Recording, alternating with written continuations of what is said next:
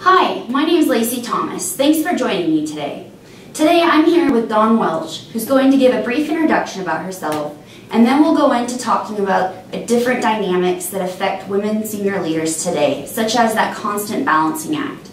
Dawn, would you care to introduce yourself? Yes, my name is Dawn Welch, and I'm the manager of IT licensing and asset management. I've been in the management position for over 20 years, and I've been at my current position for about 4 years. Great. So senior women leaders today have so many struggles that they have to overcome.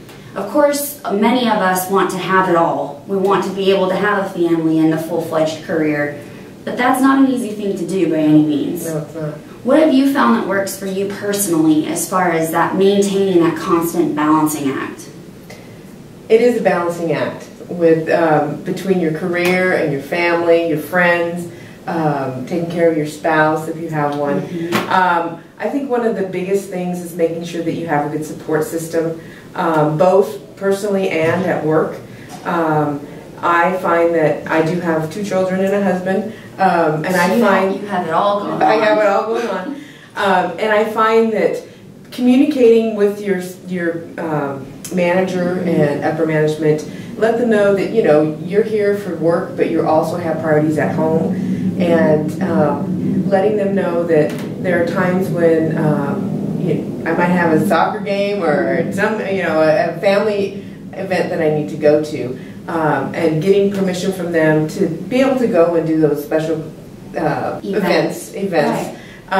But also understanding that I might take off a little early, but then I will go out at night and work, and there are many nights that I work from 10 to 12 at night to get caught up on work. So making sure that you're not giving up your work time for your family, but that you're kind of balancing your hours throughout the day. And I find that works for me, and just being upfront and honest with your employer that maybe there are times when you have to go out and do some personal things. Right. I mean, you said that you've been in the IT area for over 20 years, and it's quite a feat, especially for being a woman in that field. That's not the most common thing. Right. I think more so today is becoming more common, but over the years, how have you seen that progression and that change that you've gone through yourself, and seeing that more women leaders in the up and coming generation maybe? Yeah.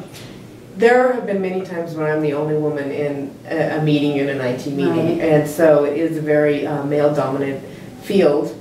Hopefully that other females see that there are opportunities in IT, and they take advantage of that.